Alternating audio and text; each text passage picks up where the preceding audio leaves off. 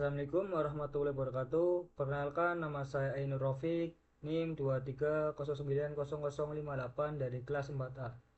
Di sini saya akan coba menjelaskan UTS dari mata kuliah Data Mining dengan dosen pengampu Bapak Mirza Alim Mutasodirin MKOM. Ini saya paparkan dulu soal-soal yang diberikan oleh Pak Mirza seperti ini, dan di sini ada eh, dataset mini yang harus dihitung menggunakan Excel. Di sini juga dataset mini dari GitHub yang harus dihitung dengan Colab, dan ini ada dataset sedang yang harus diimport di Colab juga. Pertama-tama saya akan coba menjawab dari soal A, text feature engineering, soal A1 A1A sampai A1B menggunakan Excel. Nah, di sini saya coba pertama saya nuliskan dulu dataset mininya, yaitu ini saya tuliskan di sini, yaitu dokumen 1 isi teksnya yaitu data science one, dokumen 2 isi teksnya data mining and data science, dokumen 3 isinya big data is big business. Saya sudah ditulis, saya bikinkan tabel. Saya sudah bikinkan tabel.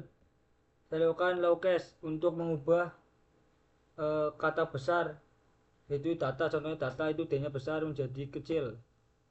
Setelah lowcase, saya buat daftar kata unik atau vocabulary, yaitu data, sense, is, fun, meaning, and big business.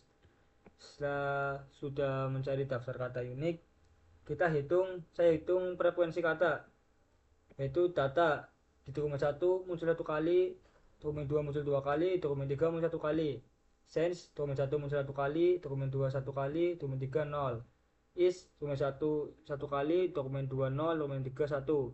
Fun, dokumen 1 1, dokumen 2 0, dokumen 3 0. Meaning, dokumen 1 0, dokumen 2 1, dokumen 3 0. N, dokumen 1 0, dokumen 2 1, dokumen 3 0. Big, dokumen 1 0, dokumen 2 0, dokumen 3 2. Business, dokumen 1 0, dokumen 2 0, dokumen 3 1. Setelah sudah, ya ini metode BW. Selanjutnya kita ke metode DF dan IDF.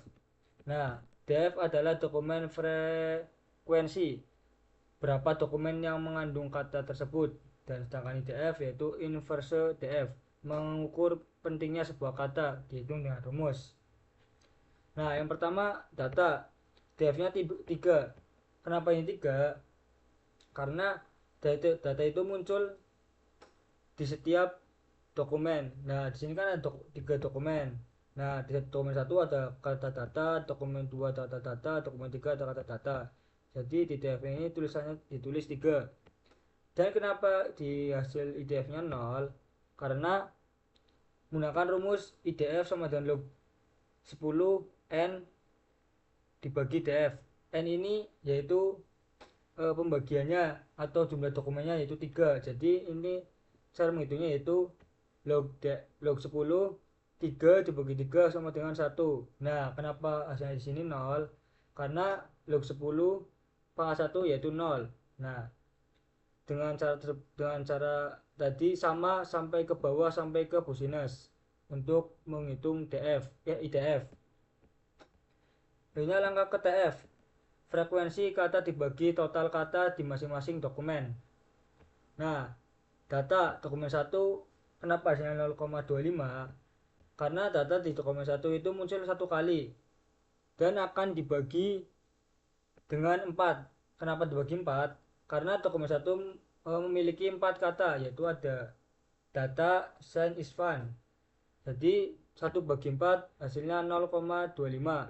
Di dokumen 2 hasilnya hasilnya 0,4. Kenapa? Karena data di dokumen 2 muncul 2 kali, dan di dokumen 2 itu ada 5 kata, yaitu data, meaning, and data sense. Jadi penjumlahnya yaitu 2 dibagi 5, yaitu hasilnya 0,4. Di dokumen 3 data muncul 1 kali, tetapi dokumen 3 itu ada 5 kata, yaitu big data is big business.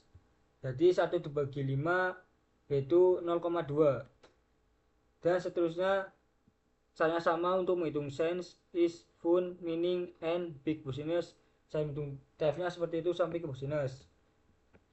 Selanjutnya ke langkah TF IDF, yaitu penggabungan antara TF dikali DF.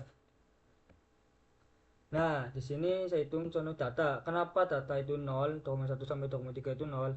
Karena TF data ini dikali IDF. Nah, IDF ini datanya 0. Berapapun jumlah kalau dikalikan 0, nanti hasilnya akan 0. Nah, contohnya lagi sense. Sense dokumen 1. Jadi ini sense dokumen 1 0,25 dikali 0,176, hasilnya seperti ini. Dan langkah selanjutnya sama sampai ke business. Kita ke nomor selanjutnya, yaitu menggunakan Google Colab. Selanjutnya yaitu nomor A1C, demonstrasikan word embedding word to VSC menggunakan bahasa Python. Yang pertama-tama saya install NumPy versi 1.24.3 Gensim. Setelah sudah diinstal, kita import pandas aspd, lalu URL, masukkan URL tadi yang sudah disediakan di soalnya. Nanti akan muncul hasil seperti ini. Kemudian kita download NLTK dan kita mengimport. NLTK itu token buat mengambil token dari data tersebut. Dan langkah selanjutnya yaitu import pandas aspd, import NLTK from NLTK import tweet tokenizer. Yang pertama saya baca dulu datanya, yaitu ambil dari link GitHub tadi, kemudian kita bersihkan teksnya. Akhirnya kita tokenisasi dengan tweet tokenizer. Akhirnya kita cek hasil, nanti akan muncul output seperti ini. Nah, selanjutnya yaitu mengimport library pandas aspd from NLTK.tokenizer import tweet tokenizer from Gensim model import word to VSC. Yang pertama contoh data. Nah, ini saya ambil dari GitHub ini. Di dalamnya ada banyak kata, saya ambil dari kata saya suka belajar pemrograman, teman saya sangat baik, belajar Python itu menyenangkan, teman saya suka bermain bola. Akhirnya kita tokenisasi. Setelah tokenisasi selesai, kita buat model word to VSC. Setelah selesai juga ambil vektor untuk kata bermain, cari kata yang mirip dengan kata bermain, nanti akan muncul seperti ini.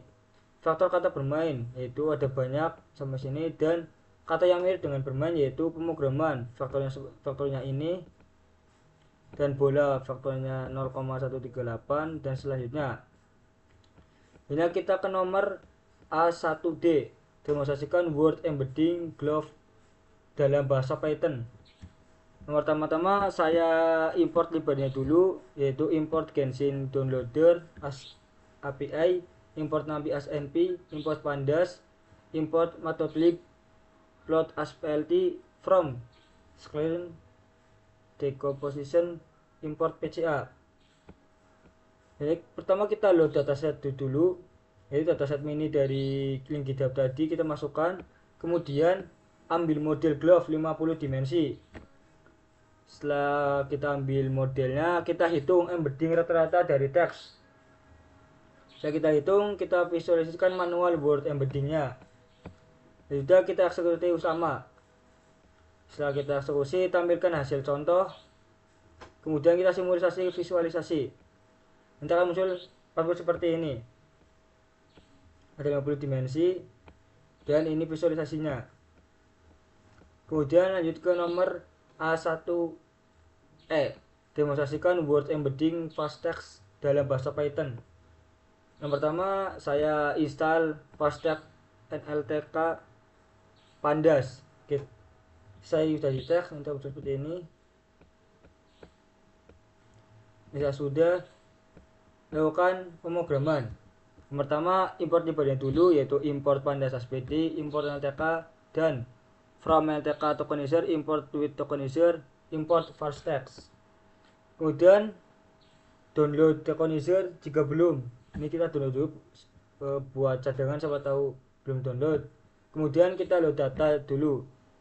Di sini masukkan URL data mini tadi yang pakai GitHub. Kemudian ambil kolom tweet dan bersihkan. Setelah kita ambil dan sudah bersihkan, kita tokenisasi tweet menggunakan tweet tokenizer. Sudah simpan data ke file txt. Sudah simpan, latih model fast text. Sudah dilatih, kita ambil vektor untuk kata marah. Ini terserah ya, bisa marah, bisa apa tadi, bisa senang, bahagia, dan sedih. Kemudian jika sudah, cari kata-kata yang mirip dengan marah. Nanti akan muncul seperti ini. Ini downloadnya, kemudian ini kata yang mirip dengan marah. Gak tahu, vektornya 0,9974. Nah, 0, dan selanjutnya sampai ke ngajarin. Lanjut ke nomor A1.F, demonstrasikan word embedding bird dalam bahasa Python. Di sini cukup banyak yang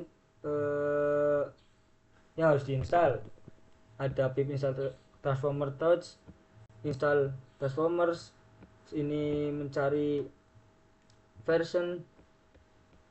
Sudah diinstal, kita ke codingannya.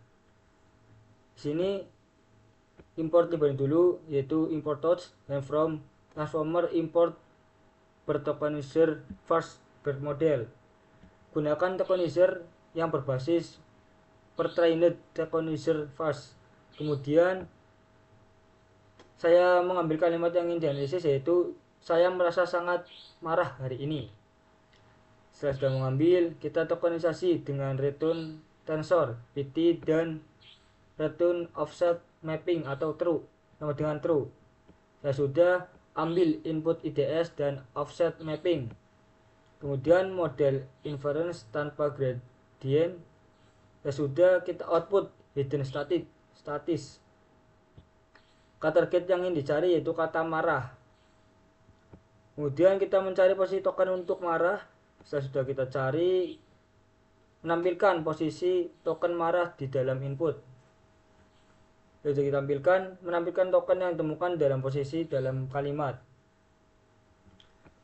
Di sini saya menggunakan offset mapping untuk menemukan posisi di teks asli jika ada. Nanti akan muncul kode seperti di bawah ini. Nah, token yang ditemukan untuk kata marah, token marah posisi di kalimat tensor 1924. Posisi kata marah dalam teks asli 1924 juga. Selanjutnya kita ke nomor A.2, miscellaneous. A.2.A, jelaskan apa itu fitur abstraction, fitur engineering, fitur engineering, factorization, dan word embedding. Yang pertama, fitur yaitu informasi penting dari data. Misalnya dalam teks, fitur bisa jadi jumlah kata yang sering muncul, atau makna dari kata itu sendiri. B. Fitur extraction, yaitu proses nyari dan mengambil fitur dari kata mentah. Jadi kita ambil bagian pentingnya aja. Yang ketiga, fitur engineering, itu proses ngolah fitur supaya lebih bagus dan lebih jelas buat model belajar. Bisa nambah fitur baru, bisa juga ngurangin yang nggak penting. Selanjutnya, factorization, itu proses mengubah teks atau kata-kata jadi angka atau vektor. Soalnya komputer cuma bisa ngerti angka. Jadi kenapa diubah? Supaya komputer bisa lebih mudah dan paham. Yang terakhir itu word embedding, itu cara bikin angka atau vektor dari kata, tapi vektor ini mewakili makna dari kata itu. Jadi kalau dua kata artinya mirip, vektornya juga mirip.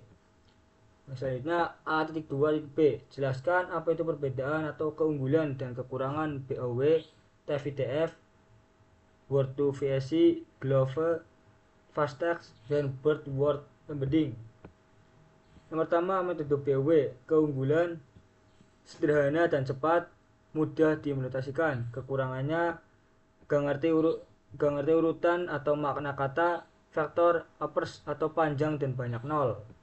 TF IDF, keunggulan bisa tahu mana kata yang penting, dan lebih akurasi dari BOW.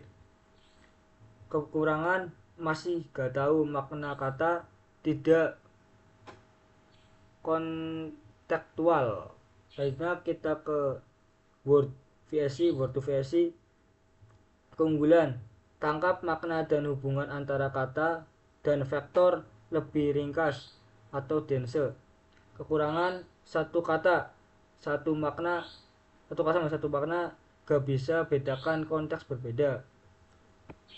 Glove, keunggulan, gabung informasi global atau korpus dan lokal, konteks dan cepat. Kekurangannya sama seperti word to VSI, tidak bertekstual. Fast text, keunggulan, bisa ngerti kata baru atau tipe atau pakai potongan kata dan cocok buat bahasa morfologis. Kekurangan, masih gak paham konteks keseluruhan kalimat. Terakhir, BERT, keunggulannya ngerti konteks kalimat atau contextual embedding dan akurat untuk banyak teks NLP. Kekurangannya berat, butuh resource besar, interaksi lambat. Kesimpulan, kalau butuh cepat dan ringan pakai BOW atau TF-IDF. Kalau ingin embedding yang paham makna kata, word to VSI, glove dan fast text. Kalau butuh yang paling pintar dan paham konteks, BERT. Selanjutnya kita ke A-2-C. Jelaskan apa itu stop word pada metode apa di atas. Stop word perlu dihapus. Apa itu stop word? Stop word adalah kata-kata yang umum, sering muncul dalam teks untuk biasanya tidak terlalu penting untuk dianalisis karena tidak menambah banyak makna. Contoh stop word bahasa Indonesia: yang, dan, di, ke, itu, adalah. Bahasa Inggris: the, is, in, at, and, of. Tujuannya dihapus supaya model fokus ke kata-kata yang lebih bermakna atau informatif. Metode yang sebaiknya menghapus stop words. BOW, perlu dihapus word ya.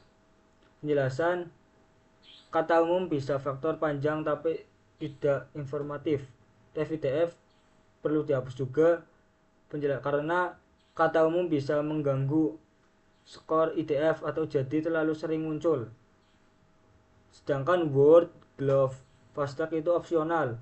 Penjelasannya, kalau word itu bisa dihapus untuk efisien, tapi tidak wajib. Glove sama seperti word to VSI.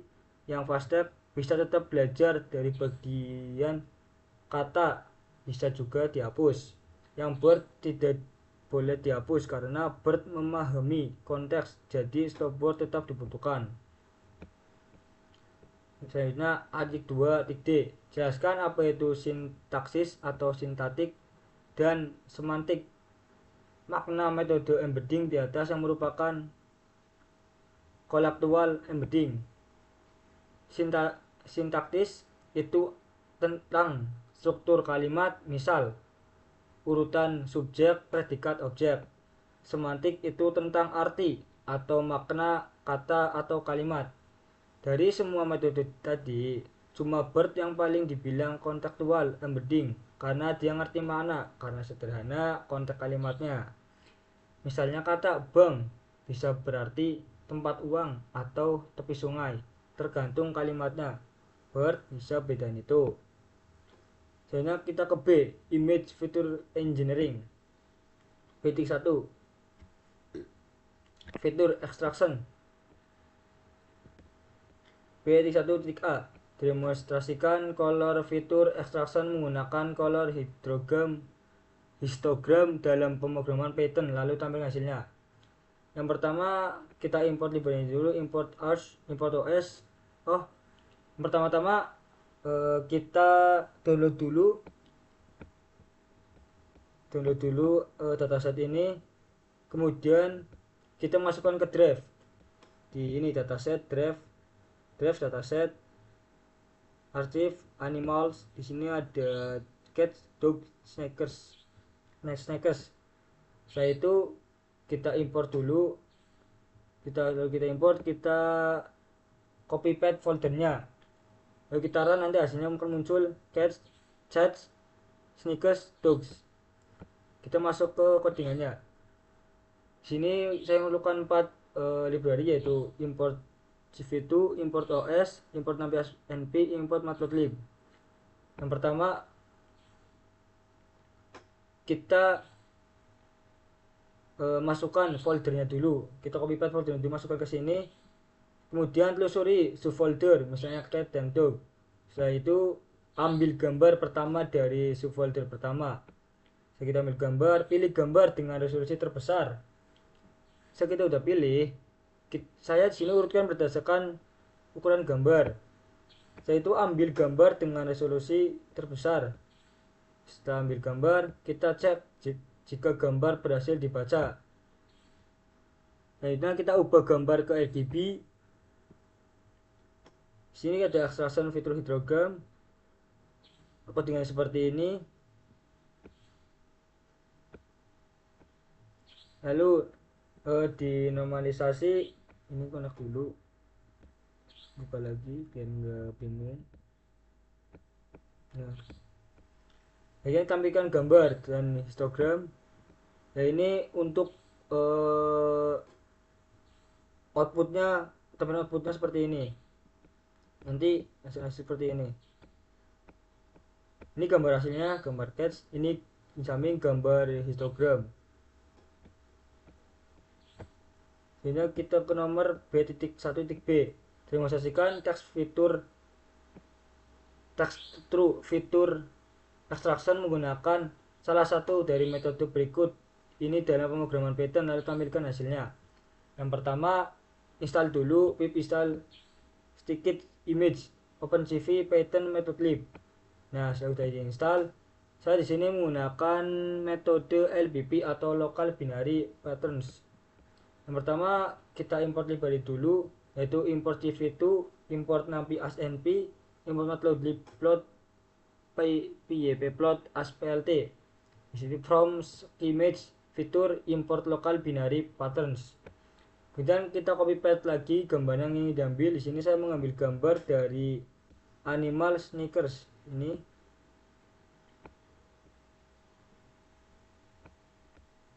Nah, ini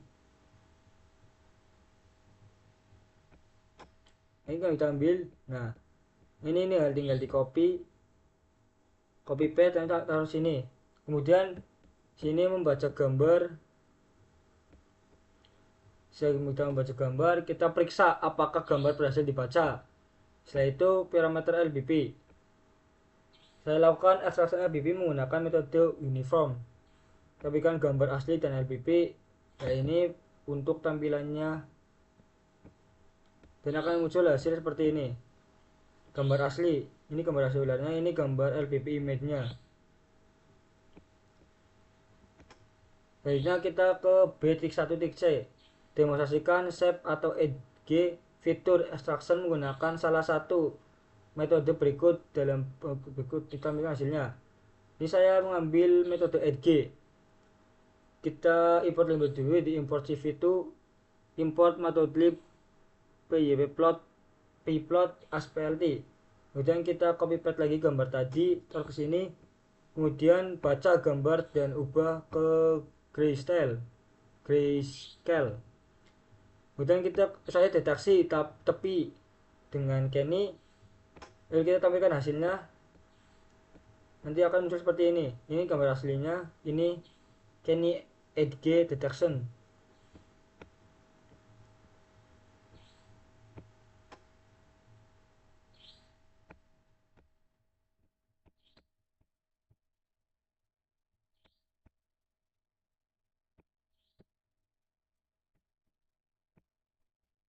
Nah, di sini juga masih nomor sama, yaitu Kenny edge detector, Sobel edge detector. Import CV2, import matplotlib pyplot asplt. Kita import lagi gambar tadi, lalu kemudian kita baca dan ubah ke grayscale. Setelah udah dibaca dan udah diubah, sini kita deteksi tepi dengan Kenny, temukan hasil dan akan muncul seperti ini. Ini gambar asli, ini gambar edit teksturnya.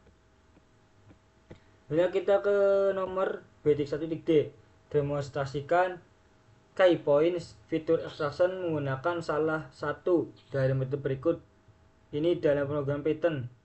Lalu tampilkan hasilnya. Di sini saya menggunakan metode ORB. Pertama import dulu library-nya yaitu import cv2 dan import matplotlib. Kemudian kita paste gambarnya seperti kayak tadi. Kode ini untuk try catch jika gambar tidak ditemukan. Selanjutnya kita konversi ke grayscale. Setelah kita konversikan, kita inisiasi ORB detektor. Setelah sudah diinisiasi, kita deteksi key points dan deskriptor. Setelah sudah ini gambar key points, setelah sudah juga tampilan hasil ini untuk kayak layoutnya gitu. Ini akan muncul seperti di ini. Ini gambar ORB key points detektor. Akan seperti ini ya. Jumlah key point yang terdeteksi 452, bentuk deskriptor ORB-nya 442,32. Ini ke nomor B.2 factorization atau embedding. B.2.A demonstrasikan embedding menggunakan metode flattening raw pixel dalam pemrograman Python. Pertama, import dulu library-nya yaitu import cv2, import nampy asnp, import matplotlib. Kemudian copy paste gambar dan masukkan ke sini. Kemudian saya membaca gambar. Ini try catch untuk jika gambar tidak ditemukan. Saya sudah membaca, kita menampilkan gambar asli. Nah, setelah gambar asli, kita mengubah gambar menjadi grayscale opsional jika diperlukan. Setelah sudah mengubah, kita flattening gambar, ubah menjadi vektor 1D. Dan sudah juga menampilkan panjang vektor hasil flattening. Ini kan hasil bagian vektor pertama. Ini gambar hasilnya seperti ini, nanti akan muncul panjang vektor gambar setelah flattening 65.536. Sebagian nilai dari vektor yang di flat. Hasilnya seperti ini. Kemudian di nomor B.2.B demonstrasikan embedding menggunakan salah satu dari metode berikut ini dalam pemrograman Python. Di sini saya menggunakan metode BOFW, Back of Visual Word. Yang pertama kita import dulu library-nya yaitu import cv2, import nampy asnp, import matplotlib, dan from scikit cluster import commands. Selanjutnya kita paste gambarnya itu dari drive ini, lalu sini, kemudian membaca gambar.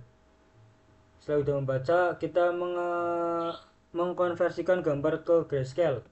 Sudah di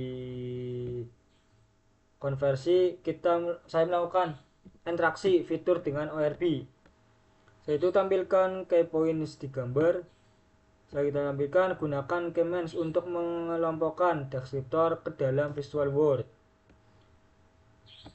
Di sini jumlah visual wordnya saya tentukan 50.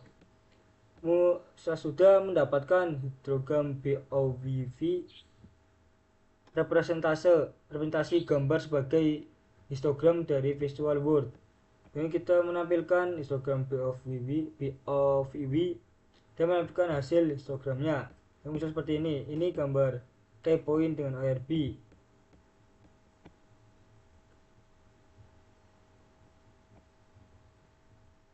Nah, nanti akan muncul seperti ini. Frekuensi histogram BOVV Back of Visual Word. Nah, ini embedding gambarnya. Panjang embeddingnya 50. Selanjutnya kita ke nomor B.2.C demonstrasikan CNN embedding menggunakan salah satu dari model berikut. Ini dalam saya menggunakan model VGG FGG. Pertama kita import dulu library-nya yaitu import cv2, import nampy asnp, import matplotlib, pilot asnp, from transflow keras application, import VGG16, from transport flow keras application VG16, import preprocess input from TensorFlow crash preprocessing import image. Kemudian kita copy paste dulu draft ini ke sini, lalu membaca gambar. Saya sudah membaca, mengubah gambar menjadi format yang sesuai untuk VGG16. Dan kita tampilkan gambar ASIS setelah resist. Saya sudah tampilkan, kita preprocessing gambar untuk FGG16. Muat model FGG16 pre-trained tanpa lapisan keluaran. Sudah saya dapatkan embedding gambar dari CNN. Kita untuk didapatkan embedding gambar, flatten fitur untuk mendapatkan faktor embedding 1D. Sudah kita tampilkan hasil embedding dimensi faktor embedding. Kita print panjang embedding dan sebagian embedding. Saya kita menampilkan hasil faktor embedding. Nanti akan muncul gambar seperti ini ataupun seperti ini. Gambar yang di resist, kemudian di panjang embedding 25.088. Embedding seperti ini, nanti akan muncul embedding channelnya seperti ini. Mungkin cukup sekian penjelasan UTS mata kuliah data mining. Kurang lebihnya mohon maaf. Saya akhiri. Wassalamualaikum warahmatullahi wabarakatuh.